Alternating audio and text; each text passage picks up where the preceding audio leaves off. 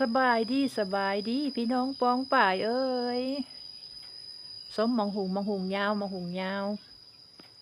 ต่ำแซ่บมังหุงยาวเด้ออันนี้เด้อพี่น้องลงมาไตนี่กะอันนี้อันผักข้าวตองกินกระตำมังหุงพี่น้องเอ้ยอันนี้ก็ก้มมะขามเอายอดมันไว้สิต้มใส่แกงพี่น้องเอ้ยมาส้มมาฟังความผิดพลาดของข่อยพี่น้องเอ้ยไม่ยังข่อยผิดพลาดยังพี่น้องมาดู อันนี้อันหมอหนึ่งอันนะสาลีห่อกาบข้าวโพดห่อกาบขอพิษพลาดข่อยแต่ก็แซ่บอยู่เด้อพี่น้องเด้อนี่อายตวนเลยมาเบิ่งมาดูมาชมเกือบจะบ่ได้กินพี่น้องเอ้ยขอพิษพลาดข่อยโอ้ยบ่คาดคิดเลย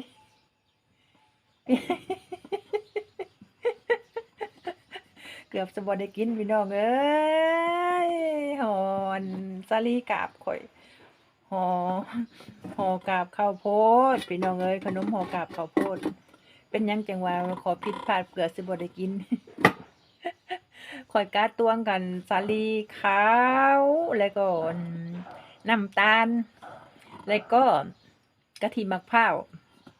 แล้วก็ใบเตยใส่บ่อเพียงพอพี่น้องก็เฮ็ดให้ใส่บ่ผสมกับขนาดมันนะเฮ็ดให้มันแล้วพี่น้องเอ้ยแล้วจึงค่อยห่อบ่ได้หลังจากผสมเข้ากันแล้วมันแล้วห่อบ่ได้เนาะค่อยกับเปลี่ยนวิธีใหม่แล้วบัดนี้เปลี่ยนวิธีใหม่เฮ็ดจังไดค่อยกับผสมดังกล่าวแล้วก็เทลงใส่หม้อพี่น้องเอ้ยใส่หม้อแล้วก็คนไปข้างไฟสั่งข้างไฟอ่อนๆแล้วก็คนให้มันเขียนให้มันแข็งครับอัน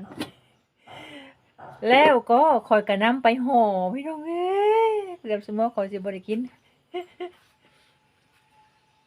ข่อยก้อยน้ำผิดพลาดเนาะกะตวงผิดพลาดเนาะข่อยเอาไปคนใส่หม้อให้มันแข็งแล้วกะว่าห่อได้ข่อยก็นำมาห่อนี่หน้าตาออกมาแบบนี้ได้กินแล้วพี่น้องเอ้ยได้กินแล้วข้าวโพดห่อกาบข่อยสวยๆงามๆเลยพี่น้องขอผิดพลาดมีทุกเวลาพี่น้องเอ้ยบ่ว่าทำกันหยังต้องมีขอผิดพลาดเกิดขึ้น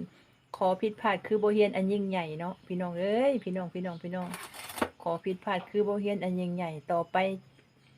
จะได้บทเรียนอันล้ำค่าพี่น้องเอ้ยนี่ข่อยก้อยผิดสูตรมันก็แล้วโพดเนาะแล้วโพดเอากะทิลงไปใส่เอาน้ำตาลมันยังลงไปใส่มาคนเข้าไปบัดนี้แล้วแอแหละเอาแป้งลงไปตึงก็ยังแล้วแอแหละอีกว้าจากนั้นก็เทใส่หม้อค้างข่อยก็ไปคนใส่ไฟอ่อนๆเนาะมันเสร็จตัวแล้วมันแข็งในหนึ่งข่อยก็มาห่อเนาะมาห่อใส่กาบมัสลีนี่หน้าตาก็ออกมาแบบนี้พี่น้องแซ่บหวานหอมข้าวโพดแล้วก็มอหอมอันใบเตยพร้อมโอ้ยสุดแซ่บอลังการเลยพี่น้องเลยบ่ได้ถิ่มได้ปะแซ่บหลายอืมอืมเหนียวตุ้ยเลยเนี่ยแซ่บหวานมันอืมอืมอืมแซ่บหลายแซ่บแห้งแซ่บโพอืมร้อยห่ออยู่ห่อสวยๆงามๆเลยอืมแซ่บหวานมันอืมบทเรียนอันยังไงขอผิดพลาดขอจื้อไว้บาดนี้ ได้กินพี่น้องเอ้ยแซ่บอยู่นัวอยู่มาให้พี่น้องเบิ่งต้นสุกแล้วต้องแล้วต้นห่อแล้วแซ่บสุดยอดความแซ่บความนัวอืมหาสายเปรียบได้